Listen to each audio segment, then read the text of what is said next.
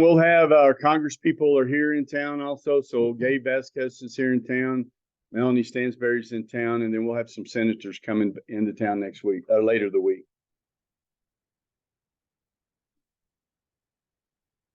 Is it 10? I mean, is it 9? Mm-hmm.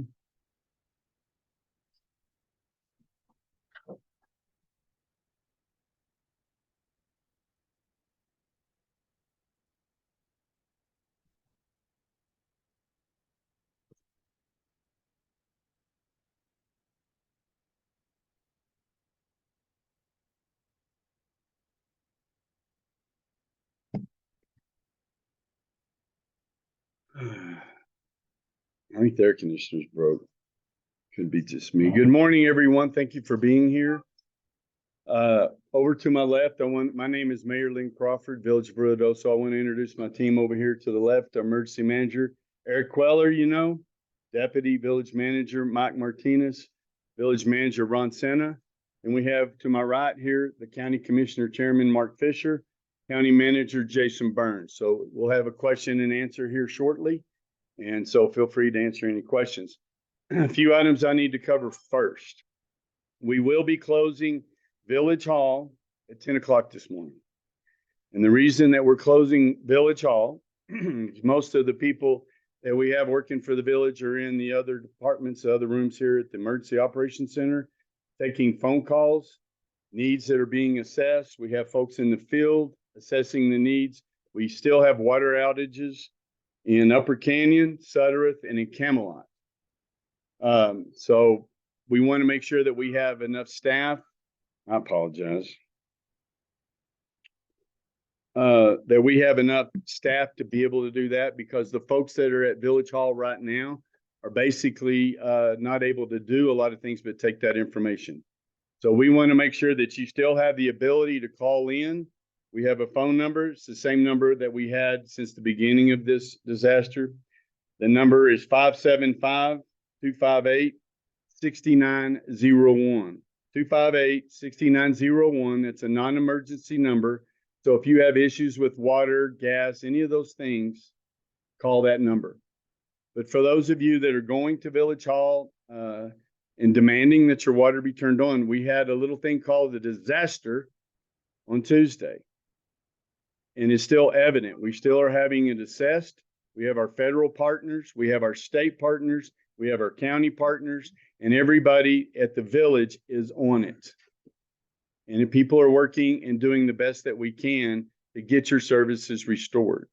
So we ask for a little patience. But if you need water, any type of services, call that 258-6901 number.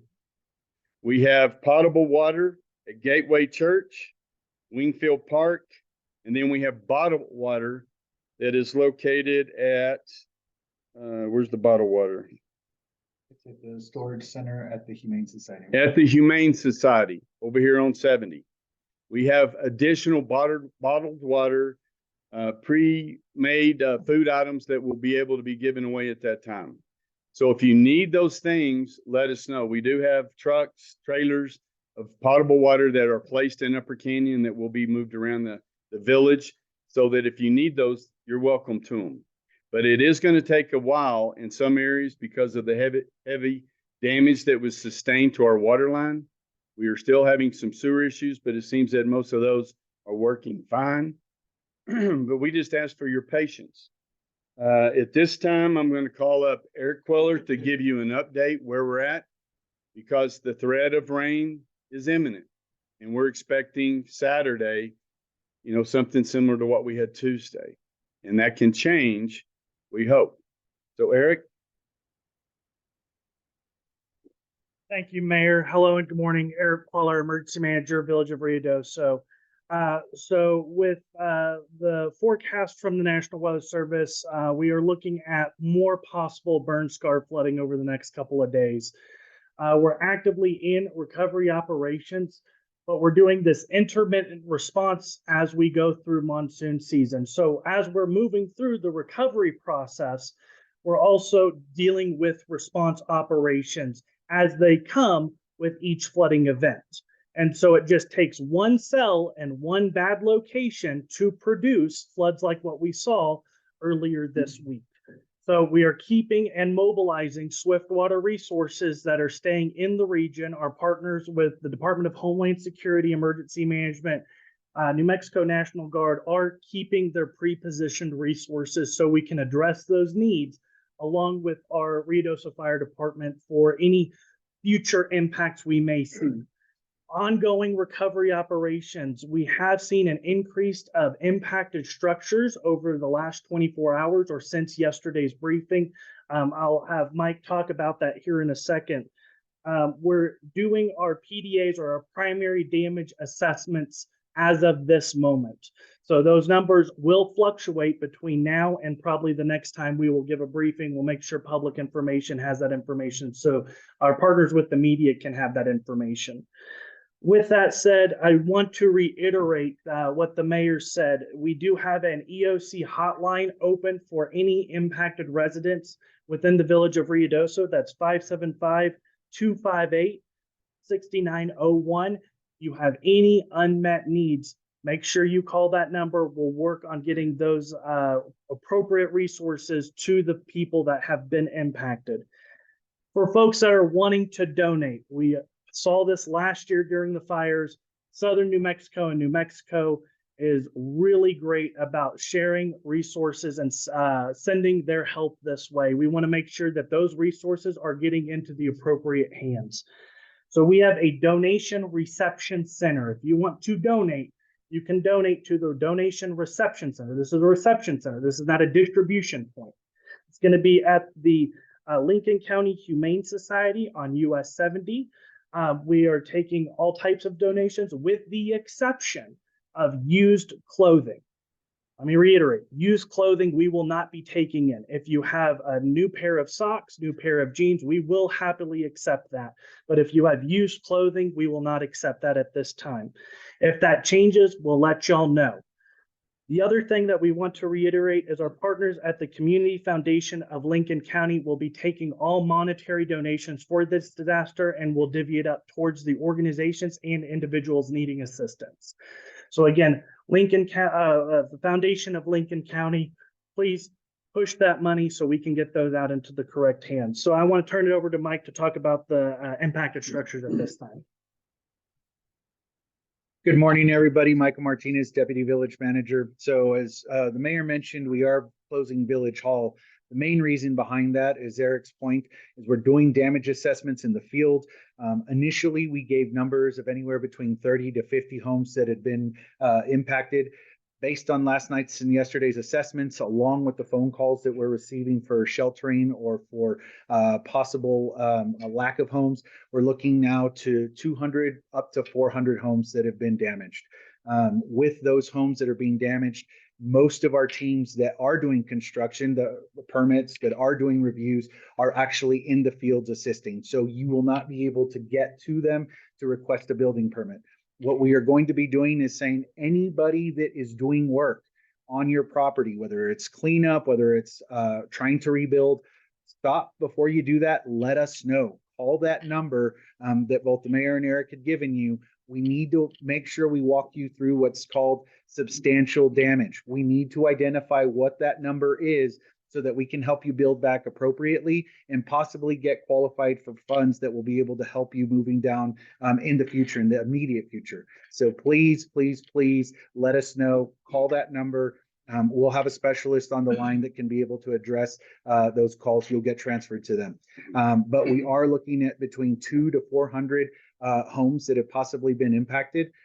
We have a significant number of those that might be secondary homes. We don't know yet, but we do have a number of families that have been impacted, possibly up to 100 and 150 families that we're currently tracking. So those are all the items that we're addressing on housing and on home structures, as well as families that have been impacted to date. Good morning, everyone. Ron Senna, Village Manager. Our public works crews are working around the clock. As the mayor stated, we do have water services that are out in certain areas of the village. We have our public works crews out blading roadways, assessing any type of all our bridges, any type of low water crossings. And we will provide the information once with our PIO. We're putting out all the information. We're doing that. I mean, it's constantly that our public information officers are sending out that information. So we are working hard. We're working around the clock. Crews they understand the urgency of getting the utilities back on, and we will continue to work hard on it to provide the water. As the mayor stated, also, we have the distribution points to provide water. They can call the number, the EOC number, and if we need to, meet somebody there or just be able to help out anybody, we're here to work and assist the village in any matters. Thank you. So I hope that people understand that while the village is still carrying on current operations, trash pickup, keeping the streets clean, answering the phones, providing water, that we have had a disaster. So a lot of those things have been impacted.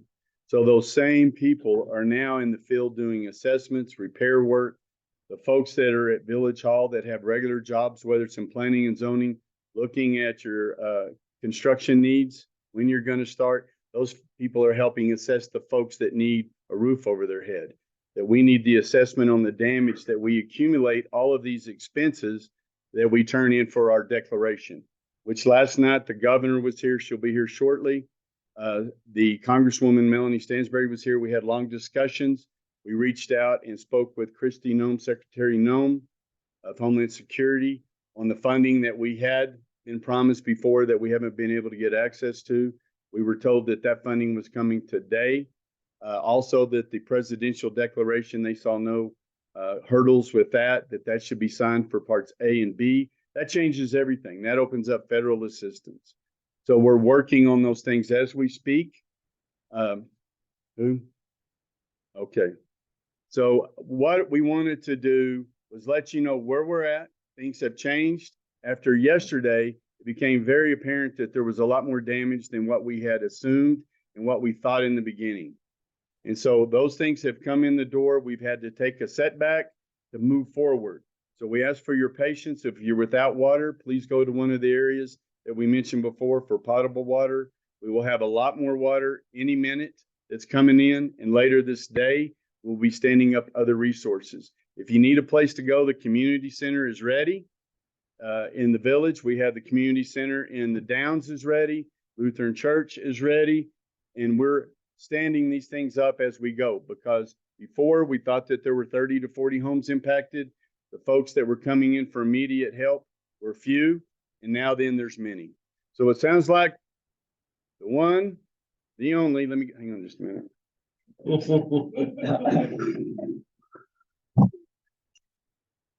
Governor Michelle Lujan Grisham and Congresswoman Melanie Stansbury, and we have Lieutenant Governor.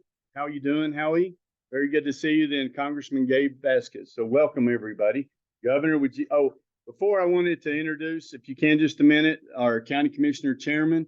I promised him I was going to let him say something today. So do you want? I should let you introduce the governor. Well, it's too late there, but all I wanted to say, all I wanted, I'm going to use this too. God love you. All I wanted to say was that Ruidoso, the village, the Downs, is our community too, and it's inside the county. And there's been quite a bit of damage outside the confines of Ruidoso. This is an ongoing event. You can see here that we've got all the county commissioners here. They're engaged. They're in supporting hand in glove the village and the Downs, and our sheriff is here as well. That first night we had the sheriff call out every deputy he has, and we had over, I think, 20, 25 deputies assisting in the search and rescue of people during this disaster. So the county is here, can continue to work with the mayor. And Jason Burns, our county manager, is here as well. We thank you for your support and your help going forward. And Madam Governor, I didn't disturb your platform there. Thank you. Thank you for being here. You got it. I was just happy that someone else was willing to stand up on a box. I'm gonna use that in the future. Thank you. I'm actually going to start with that. To this community, maybe a couple of folks who were all suffering, and no one like the people who live here and their families. But smiles and a set of, that confidence that we're all going to get this done together goes a long way. And I think it really does continue to do what you're doing, which is lifting up this community and every single person who lives here, nearby, or even if you live in Santa Fe, families who are here. And we depend on this community for so much of the benefits for the entire state. So that's number one. This community does more over and over and over again than most communities because of the hardships that have befallen from both Salt Fire, South Fork, and the resulting flooding. And what happens in this cycle, it's a terrible, vicious cycle. We save lives, we respond to the emergency. 65 swift water rescues. Then we start to do the short-term recovery. And given that we're in monsoon season, this pattern repeats itself over and over again. And you can lose hope in a pattern like that. The people of Ruidoso and the leadership here don't ever do that. So I have a 3-part job here. One is to tell this entire community how sorry we are. 2, children, the adult gentlemen that you've lost in this community, unfathomable, unfair, and is the worst of these kinds of disasters. More Americans are lost post fires in flooding. This is the most dangerous part of both the short-term and the long-term recovery. And you have now suffered those losses. My condolences on behalf of the whole state to that family. I wish the father a speedy, full recovery, and to his wife, who is supporting that journey, her own emotional journeys. These losses are lifelong, and there are no words that can take away that devastation. But we are truly heartsick and sorry. 2, there are other losses in this community.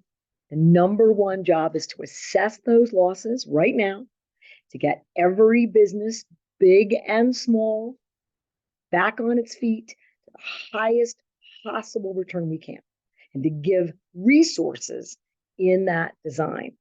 And third, and it's parallel to that, is to get the silt out again, to manage and mitigate the damages, to protect us from more water that is coming, and to be able to do those in a parallel so that people feel like their lives are getting back on track.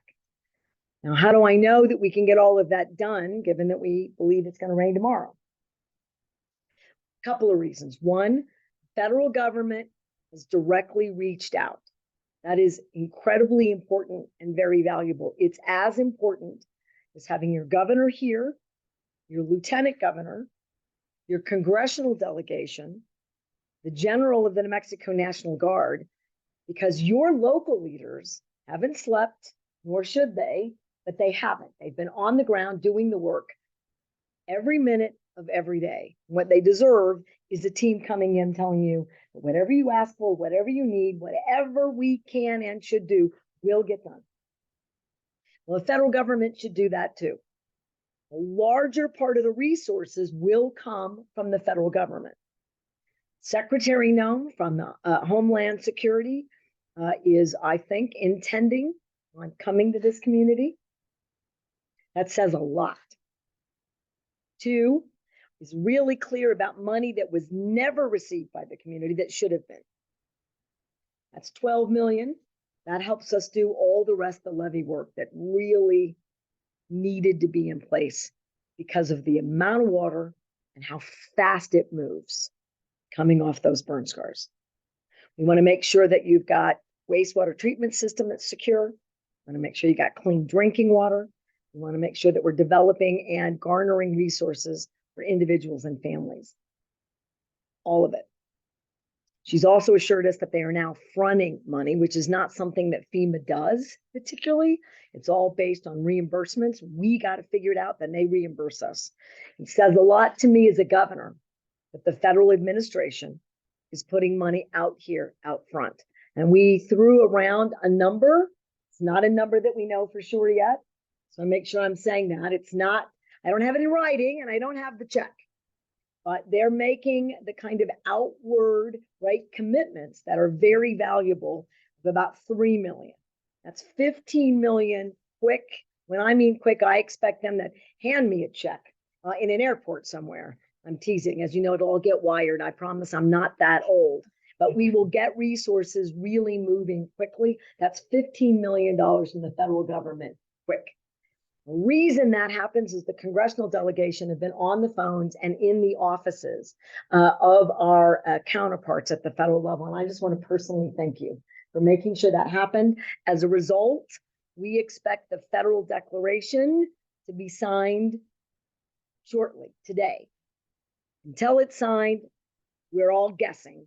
But all of those kinds of early, quick commitments certainly are telling about the intent of the federal government to declare a national emergency so that we get all the other resources that come to continue to help us today, tomorrow, and for whatever the weather brings over the next several days, weeks, and months ahead. The last thing I want to tell you is that I work with a lot of communities. And there isn't a community in New Mexico where New Mexicans are not resilient and incredibly strong. They're proud of who they are and where they live. They accept any of those kinds of risks, and they just literally, with positivity, power through. But in addition to that, which you have in spades here, you need local governments that can do the work. And not everyone is in a situation where that readily comes. Working with Mayor Crawford in particular, and working with your county and your first responders, your electeds and local officials. The contractors are here. The expertise is here. We have this emergency operations center. They are already, before we get on the ground from the state, assessing damages so that they can do the declaration. They have contracts in place.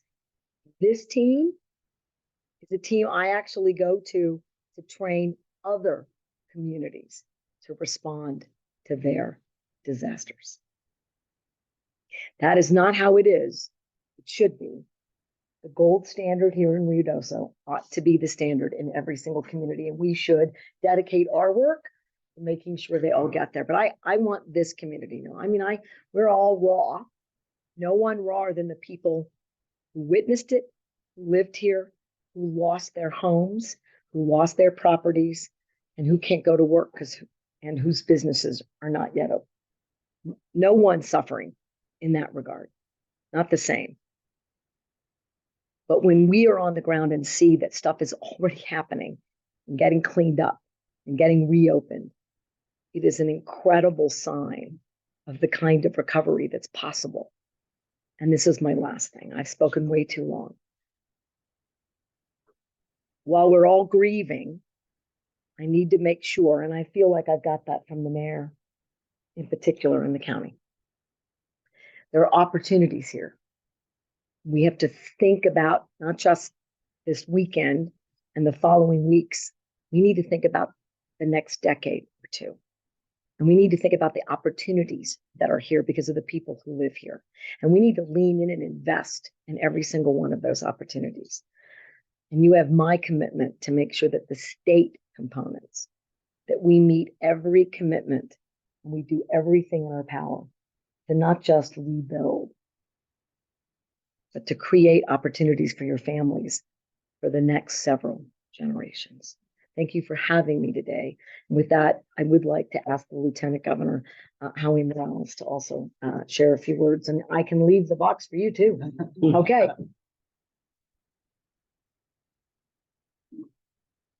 First of all, I'd like to begin by saying thank you, as the governor mentioned, to our city officials. Mayor, thank you for the communication yesterday. Our county commissioners, all of our first responders, our law enforcement professionals, our National Guard who never hesitates to be ready for the call when it comes. So we're grateful for that. You know, when we see the impact that it has to us here in the state, it goes far beyond that. I just received a newspaper article in Argentina talking about the impact that is what's has happened here in Ruidoso.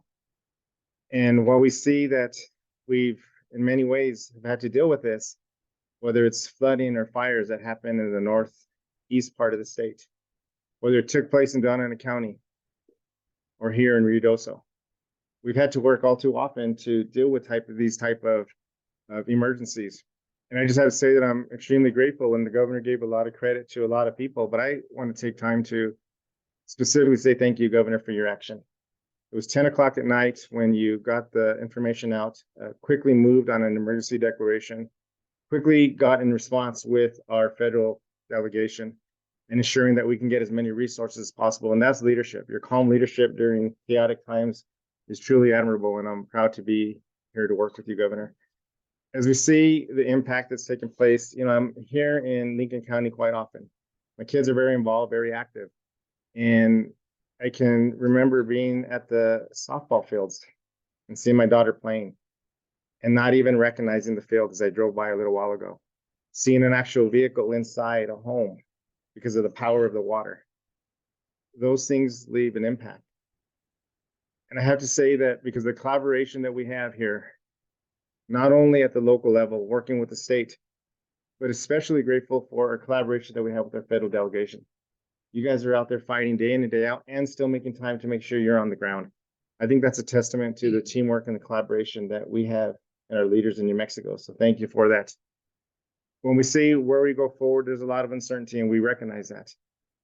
We don't know what the weather's going to hold for the next week, but we do know that we have a team with our local leadership that's going to make sure that people are safe, that they're going to be notified in a timely manner, just as they did, and to ensure that we reduce any loss to lives. Unfortunately, we did lose 3, and we hope that that is all that we lose. But we recognize as a community that we come together, and that is what makes us special here in the state of New Mexico. Is wherever we're impacted, people from all parts of the state come together to make sure we're taking care of one another. And by taking care of one another, I want to make sure I can turn this over now to an individual who's out there to ensure that there's still a lot of resources, a lot of dollars that are out there that are due to us from past devastations, that we get every single penny that comes in that our New Mexicans deserve. So at this time, I'd like to recognize and welcome Congresswoman Melanie Stansbury to the podium to share the work that's being done at the federal level on your behalf.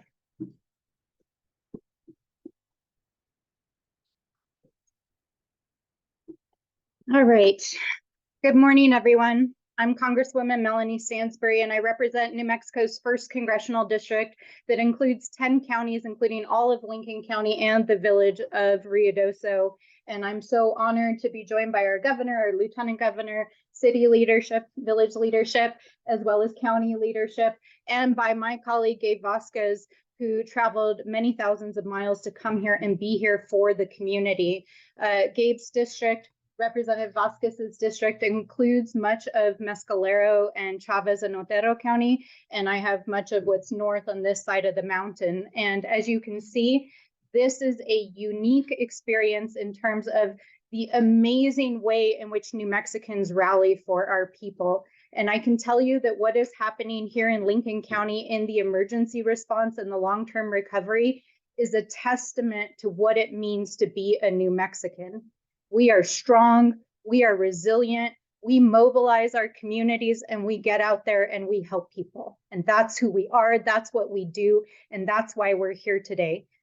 I want to say to the families who have lost their loved ones and who have lost their homes, it is unimaginable. Our hearts are breaking. For the gentleman in El Paso who is still in the hospital grieving his children who were lost, we cannot imagine the unfathomable grief that family is going through right now. So we want to extend our condolences as a state, as the leadership of our communities, to that family, to the family that lost their loved one as well here, who is a resident of Ruidoso, and to the families who've lost their homes. Just a couple of blocks down the road here on Gavilan Road, I spent the afternoon yesterday walking around a mobile home park, and I can tell you there are dozens of families who have lost absolutely everything. I met a family who literally their trailer had washed hundreds of yards down the stream bed, and everything in their home is decimated. They lost absolutely everything. There was nothing salvageable in their home. They didn't even know where they were going to sleep that night. They hadn't even figured it out yet. We met the manager of the mobile home park who literally was sitting on his porch and didn't know what he was going to do the rest of the day because he couldn't stay in his home last night. But he had woken up after his dog got washed down the river and found his dog sleeping on the porch, and had spent the day, even though he didn't know where he was going to sleep last night, on a front end loader helping his neighbors undig. I met some members of the community, a bunch of young girls who had a pickup truck who were out there at the trailer park helping people load things into their truck. And when I asked them, you know, where did they have family members or friends there, they said, no, we just came to help. The owner of a local business who was distributing food to people who were recovering. This is what communities do when they experience this kind of loss. And it's not only a testament to the leadership and community that has been created by both the village leadership and the county leadership here, but it is a testament to the resilience of New Mexicans. And so I want to say to everyone out there, whether it is our first responders and the incredible coordinated federal, state, local effort to save lives, to recover, and to make sure that people are going to be safe tomorrow, over the weekend, in the next several years, whether it's rebuilding this village and the county, there is no other better example of what it means to really rise to the occasion. And I also want to join our Lieutenant Governor in thanking the governor for leveraging her leadership and her relationships to help New Mexico, because I don't think it was a given, especially given everything that we see going on nationally, that we were going to see our federal partners step up to the plate. And not only are they stepping up to the plate, they've deployed emergency crews to help with search and rescue. They are sending emergency money to help us. And as the governor said, we are expecting a national disaster declaration to be signed today. That happened because of our governor. So I want everyone to know that she's here on the ground, not only consoling our community, but she helped to unlock the resources we're going to need for this community. So there's really two pieces, I think, to the emergency response and the long-term recovery that's important to know. You know, over the coming days, we are expecting additional rain. There are homes and people that will be in harm's way. Just behind you in the rooms over here is the Coordinated Emergency Response Center. It is one of the most sophisticated, well-oiled machines I've seen in terms of emergency response, and aptly led by our local first responders alongside our National Guard. We will protect New Mexicans, but if you live here in Ruidoso, follow the emergency evacuation orders. We cannot lose another life. So it's really important over the coming days that everyone follow those emergency orders. And we're going to do everything we can to get dollars, humans, and rescue folks on the ground to make sure that we protect our community. As the governor said, we're hoping to get emergency money and also money that had been promised to the village here as quickly as possible to help desilt the riverbed so that the impacts are lessened. And we're trying to unlock additional money to help with recovery. But to also illustrate the all hands on deck, I talked this morning to tribal council leadership at Mescalero. Everybody is helping this community. Water trucks delivered. I met folks from the Lions Club in Carlsbad who drove up yesterday in pickup trucks to help out folks in need. This is really an all hands on deck effort. But the emergency response is today, tomorrow, the rest of the monsoon season. But we're going to need help, support for our families and communities for the next decade, because it's going to take a lot to recover this community. They have experienced catastrophe after catastrophe. The impacts to the racetrack, if you haven't seen them, are catastrophic. That is $150 million in the local economy a year. You cannot replace that overnight. And so our ask to everyone out there who cares about the people of Ruidoso and New Mexico is we're going to need you over the coming years, and please help us continue to support this community. And finally, I'll just say we have extraordinary leadership. You don't always see the alignment of leadership from the federal to the state, to the county, to the local, but we are fortunate to have one of the best local governments here in Lincoln County and Ruidoso. And so, Mayor, hats off to you. You've done an extraordinary job, and your team, and to our first responders here. And with that, I'm going to turn it now to my colleague, Representative Gabe Vasquez, Representative New Mexico's 2nd Congressional District. Thank you so much for being here.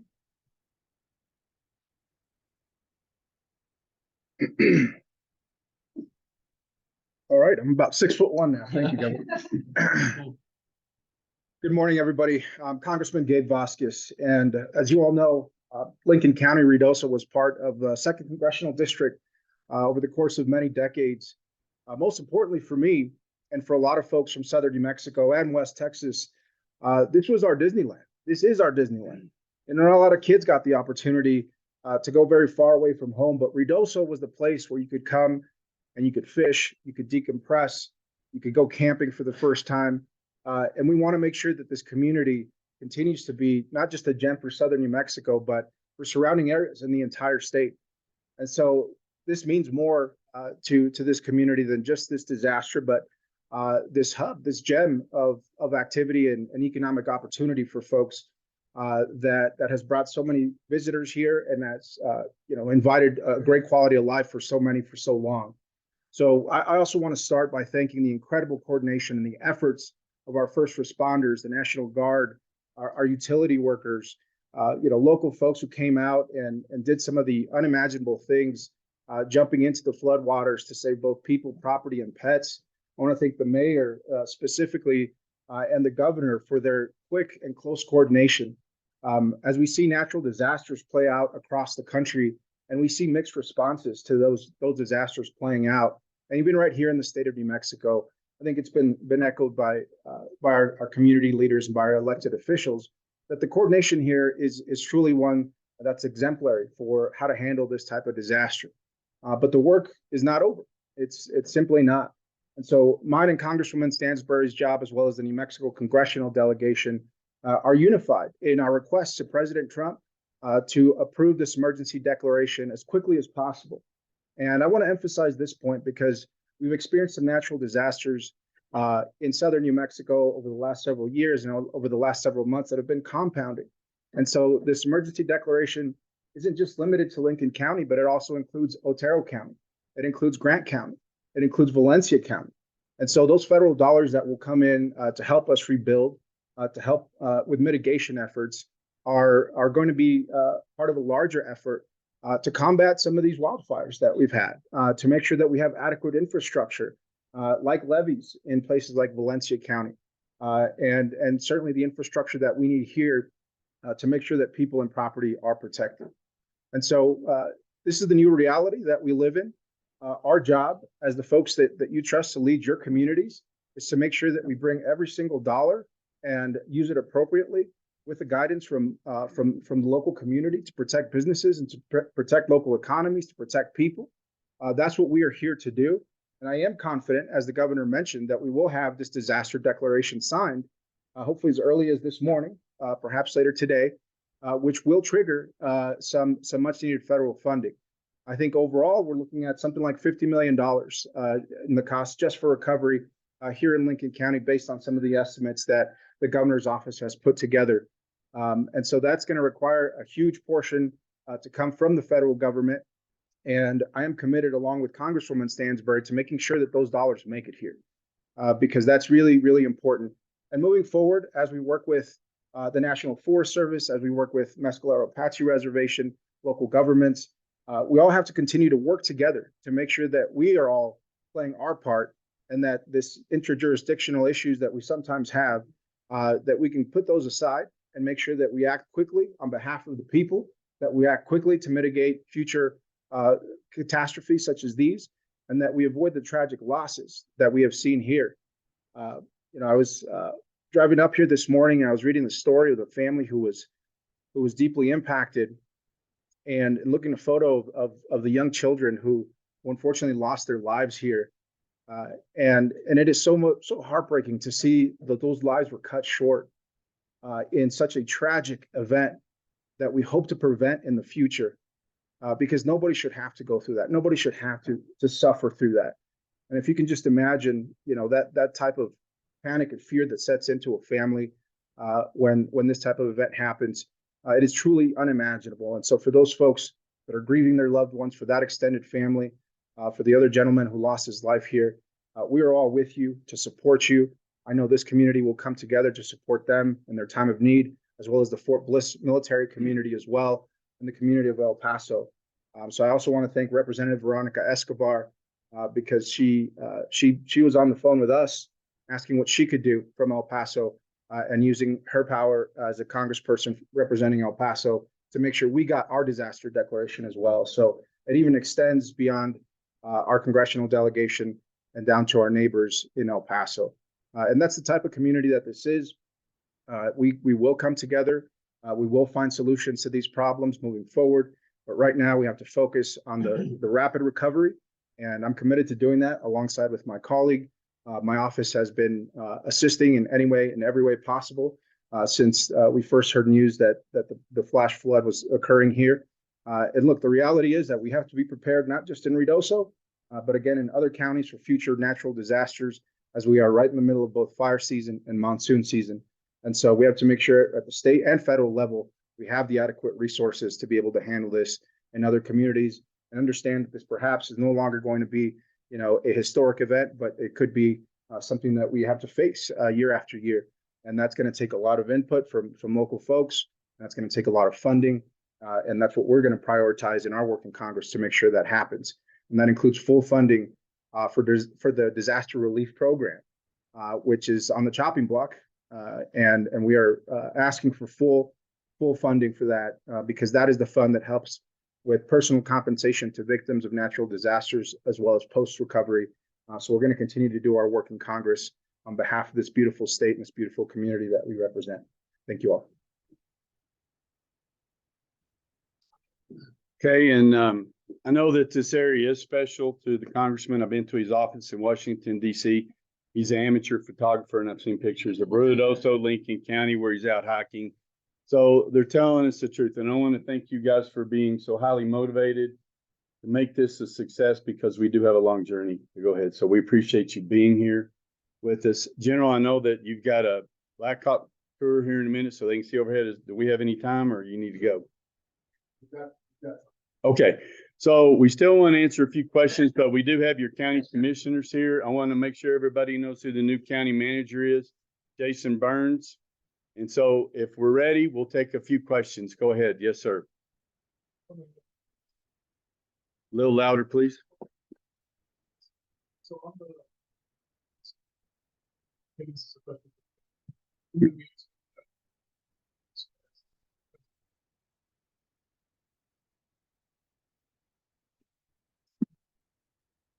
You answered your own question. I love that. Oh. So again, the overarching way in which FEMA and the feds work is it's based on meeting a threshold of damages and then having a reimbursement to local governments and assistance to individuals for both economic and personal losses. This time, they're saying that they will advance anywhere from $0 to $3 million, understanding that we have an emergency, we have actual losses in the tens of millions, if not more, for just the immediate losses, none of the long-term mitigation and recovery. So these things, just for people who are watching, these are hundreds of millions of dollars. Many disasters are billions of dollars.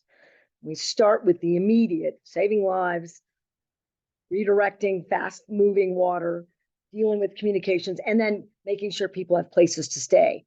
food to eat, that they have the right personal all those are our short-term efforts. Long-term, it's rebuilding everybody's lives and the community. So 3 million out of FEMA. We have money that wasn't allocated early, and the administration has assured us that that money will also make its way. So 15 million quick to jumpstart these efforts. State money, we have already declared our disaster, so we're bringing in resources. The same thing. I'm here with the delegation. Tell me how much it is and where it goes. So we're rolling all of that up right now. But this community should expect in the next day and days and weeks, tens of millions of dollars making its way over coming months, 100 million or more. And overall, we got a long way to go. We're talking about sizable resources to recover this community.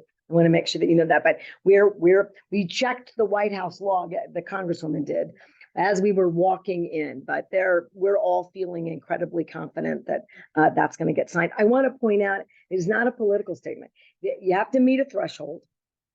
Small communities, even with devastation, don't always meet the thresholds. It is federal law. So it's a question, and you don't always meet the threshold. And you sometimes have a White House that doesn't deem it to be a national emergency.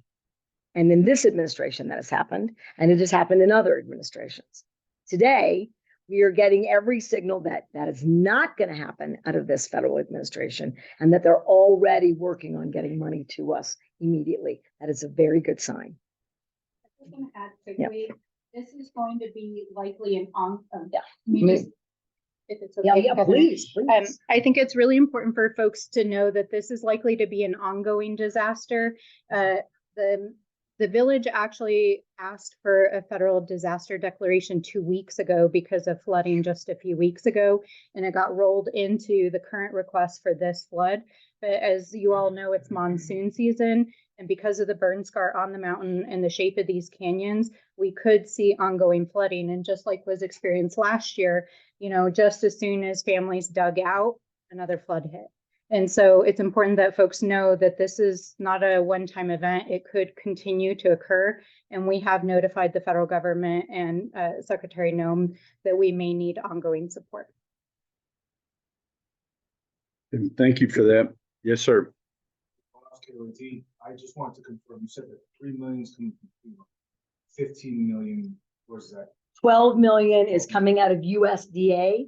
Yes. Okay. And so that's the 15 total. And then over time, it's $100 million. Yeah, and I just threw that out as a ballpark and I did it for this reason. When you assess the damages for homes lost, for infrastructure that must be repaired, for mitigation for future water, and just that kind of effort is 100 million. We're redoing a water system for the city of Las Vegas, and it's well over 200 million. So I think it's sometimes really valuable, and I appreciate your asking and writing about it, for people to know it's so much money, which is why the federal part is so critical, because there's a ton of states don't have those resources, and so they can't rebuild. This state has resources. Federal government's going to give us their resources. It gives us confidence to tell you and the community those resources are coming. I do want to do one more thing based on your question that I didn't do a very good job. The mayor, the county, your first responders, and this, we sometimes do it unilaterally from the state. And I'm really proud of that. And when I say unilaterally, I get the credit, and the General Aguilar moves equipment and personnel in advance of weather and other high-risk issues. This community didn't just wait for us to do that. They were doing it well in advance of last week and before. There was already guard personnel here. There's already equipment here. Sometimes we can't remove the debris for days. We can't open a road. We can't repair a bridge because we're just finished and not really finished fighting fires in Grant County. And so these personnel are deployed everywhere. I got flooding in many communities, not like this, but it can be in minutes. before everybody recoalesces to the next emergency. We were already here, and the feds, before the amended declaration, already sent swift water folks here. That is important, because God forbid we could have lost more lives. God forbid we could have lost more children. And it is really, I think, valuable to know this community was as ready as you can be. None of us know. And with climate change, Mother Nature is rarely in these issues our friend. And it's a massive set of risks that we work to eradicate, frankly, and mitigate. And so I want folks in this community to know there were people here. There have been people here for weeks, and we're not going anywhere. And all the contracts, the other equipment, all the experts are also already here in this community. That's a game changer for rebuilding. That's not the case, unfortunately. I have to tell my members of Congress in every community. You guys are expecting that to reach 12 kilometers. I mean, I would literally say, like, I'm teasing. I'm going to call my Department of Finance and Homeland Security and ask them to look in the bank account in 15 minutes. My expectations when the secretary calls you, that is not something that always happens. Okay, she called me, she reached out, and then we were playing phone tag. Also, if you miss a call from the President of the United States or one of the secretaries, they have a lot of calls to make. And typically, you're done. You get a voicemail, you move from there. The administration kept reaching out. This gives me every signal that when they say money is freed up and being made available, it's immediate. And for me, immediate is yesterday. So when that money hits the accounts, the local community will know. We'll put that out there. Thank you, Governor, but I think they wanted to talk to you. They know where I live. So if we could take a few more questions? Yes, sir. Man.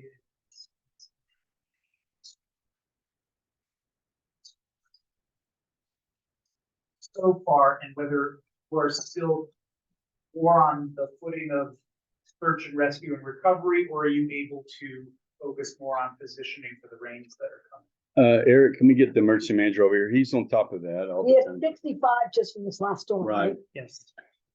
And you don't need that. No. Sorry. So, just to reiterate your question, confirming the number of rescues that happened over the last couple of days, and then what we're doing for the future. Just to your question? Okay. So, as they said, yes, 65 rescues, and we are nearing the search and rescue phase for this operational period is coming to a conclusion. So we've moved out of the village of Ruidoso. Teams from the county have picked up from the county line and the Ruidoso jurisdictional line, and they're moving out into the county. They should be wrapping that up here within this operational period. As we move forward to the next operational period over the next coming days, working with our federal partners with the National Weather Service, we are predicting that we will have rains move into the area. We're not concerned mostly with the amount of rain. It's how much rain we get in a short period of time. So if we have one bad cell pop up over a burn scar and produce 1 inch an hour, we will have issues. So working with our partners with the Department of Homeland Security Emergency Management, the governor's office, and the National Guard, we do have both local, county, state, and federal resources on the ground to help relieve some of our efforts at the local level and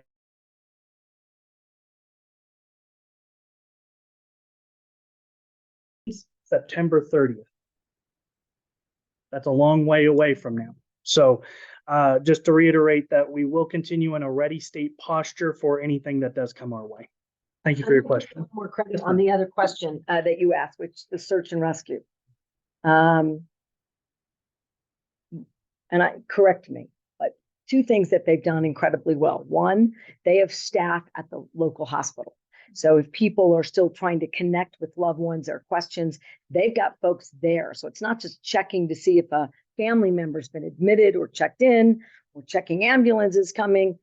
Their team is there. And two, they have a hotline. As we were talking yesterday, We're reconciling. We have not found one individual. It's been the family is not connected. That is both.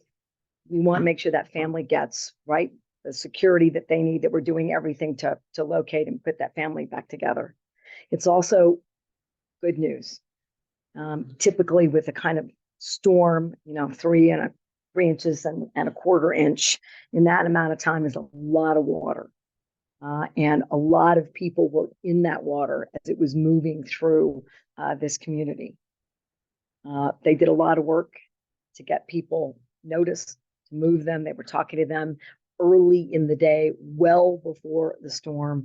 That's incredibly important work. And that hotline, which you may want to say, is up and running. So I think they're actually fairly through that search and rescue. Here's an area that's also very painful. It's an oddity for someone like me to mention when you have loss of life, and those families are dealing with that right now in the community. There are people who've lost their horses and livestock and their pets, and they're grieving that. And I understand that grief. I think this community does. They take that very seriously. So this is a community that, as they're cleaning and mitigating, they're also looking and they're reuniting pets with their families. People are taking pets in. They have pet shelters. All of that's happening. We did lose, was it one horse? Eight, no, but one at the racetrack. That's what I got wrong. See, that's why I need the mayor who knows this stuff. He's doing it, and the county. He's just right over there. Every single minute of every single day. Those people who lost those 8 horses are suffering today too. It's a terrible tragedy in a number of ways, but I think they're nearly through. And so it's really about now mitigating so we don't have loss of life, loss of property, any losses as more water comes. And we're all praying that we get enough moisture somewhere else off the burn scar. That water is welcome. Water over the burn scar, not so much. So, but we're prepared to the highest degree possible. And I just wanted to thank them because that's also not how it gets deployed in too many communities. And I'm not picking on, I'll pick on a state that's not in a disaster right now, Maine. It doesn't roll out this way. It should. Disasters and emergencies are hard. You're predicting and you're planning, and it's a million partners with a million different jurisdictions and individual jobs. And they have to do it without making a single mistake or somebody gets hurt in real time, both before, during, and after the disaster. This community does it better than I think any community in America. And it doesn't mitigate, I know, the feelings of loss at all. But it's important to know that I think this ought to be a model for other communities. And maybe we can learn and we can change the federal law so that more stuff happens up front, more levees, more diversions, more concrete in places where we need it, more replanting of forests, more work to restore the burn scars. We have a tendency in this country to save that for much later in the way in which the reimbursements work, because seedlings wash away. But we're smart. There are other things that we could be doing that mitigate the risk at the burn scars and watersheds. And so this is a community that I think is going to change those things for the entire country. And I'm really proud of that. And I know it's not enough to take away people's personal losses, but I hope it gives confidence that we're doing everything that we can. I do. Thank you, Mr. Mayor, and thank you. Thank you. And I know they've got to go. They're going to look at the damage overhead so they get a better feel, because you really understand that. The number for the if you're missing someone is the 575-637-0398. And again, for all other non-emergency numbers to find out, get information, whatever, 575-258-6901. And again, the governor mentioned the hospital. We have a liaison that's embedded with us. Brad, they're right here with us. We have our partners with ENMU. I see our representative from PNM, Zia Gas. Everybody is hands on deck. So I want to thank everyone for everything that you've done. Chairman, you want to say something? Because a lot of this is we're talking about village, but as soon as we did a declaration, they did a declaration, went to the governor's office. She scooped it on up and went to the president's desk. So come on up and say something if you'd like, Mr. Fisher. I want to thank you, Governor, and our congressional representatives. It's critical. I just want to say that the county is in lockstep with this disaster. We're engaged in every way possible. Anytime that, our road crews are out there, the sheriff's office is out there in the recovery phase now. Being here. I'm sorry. We have 7 volunteer fire departments in the county. All 7 of them were alerted during the flood, and they were involved in rescue and recovery, and they're still out there. So we really appreciate our relationship with the village and all the victims, and we're very, very pleased with your leadership and what you're trying to do for this community. And we're very much interested in the mitigation part of it, and we'll have more discussions about that later on. But thank you very much. Thank you, Commissioner. And just on a personal note to the governor, in June, on the 17th, when she came down, she made some bold statements that I thought was baloney, to be honest with you. She's followed through on them. And so she's kept her word. And so we believe that these folks are going to continue to do what they did to keep their word. People hold us accountable. We hold them accountable. We hold each other accountable because we have to do a good job when they get us the money. So thank you, Governor, for keeping your word. Mr. Morales, we appreciate everything that you do. You always have so many kind things to say about our Lincoln County and the residents in it. So we appreciate what you do. General, thank you. He was here on the ground immediately, called me as soon as the skies broke loose and had people on the way. So that's a great relationship we have. We have the mayor of the city of Ruidoso Downs and his staff here. So everybody is working together. So I know that it's a rough time, so please be patient. The village will be closing down now. And then our folks are going to be working here until we're able to get our footing, and we'll have Village Hall back open. But regular services will be ongoing, water, things of that nature. So call and we will get to you as soon as possible. So thank you, everybody, for attending, and continue prayers.